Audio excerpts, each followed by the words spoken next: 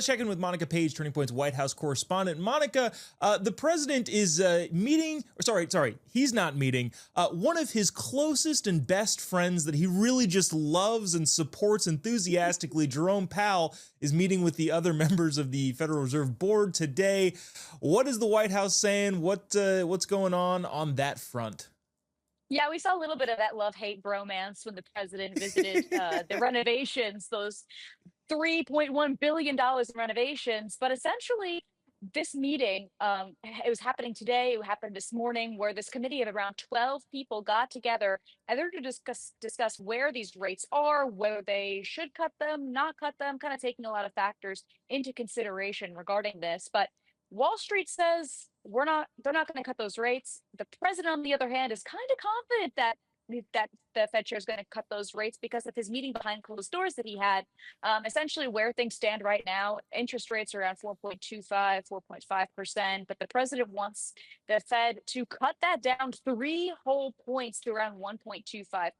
So if they vote to not cut these rates tomorrow, we should expect that announcement tomorrow, by the way, then they hold another vote this next October where they can try this vote again. And if not, then the Fed chair has about 9 months. May 2026, his term is up. So we'll see how the president reacts. If they do cut the rates, if they don't cut the rates, like you've said previously, Jobob, we'll all find out together. And sure will be hell to pay if those rates don't get cut.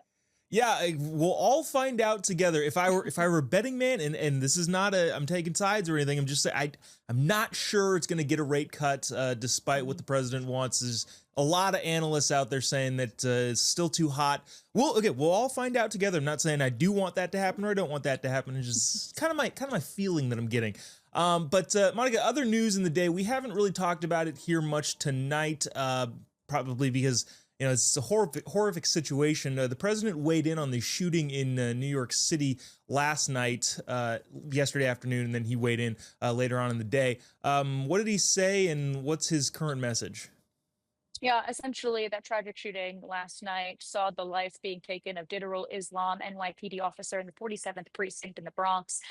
He has 2 kids, and his wife is pregnant with a third. Actually, she's due next month, which is really tragic and just absolutely devastating. The president taking to Truth Social saying that his heart is with that family. And of course, he actually called New York City Mayor Eric Adams to express his condolences as well.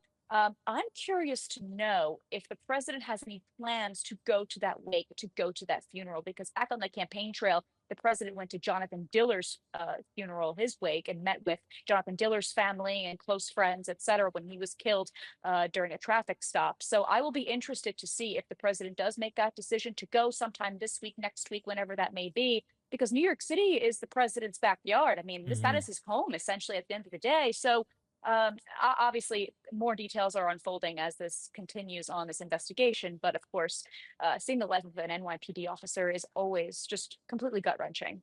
Yeah, it's a horrible situation over there, and don't want to labor on it too long. I'm sure there's people that have been hearing about it all yesterday and today. But glad the president is taking an active role in his part. Monica Paige, Turning Point's White House correspondent. Thanks so much for checking in. Thanks, you guys. Thank you.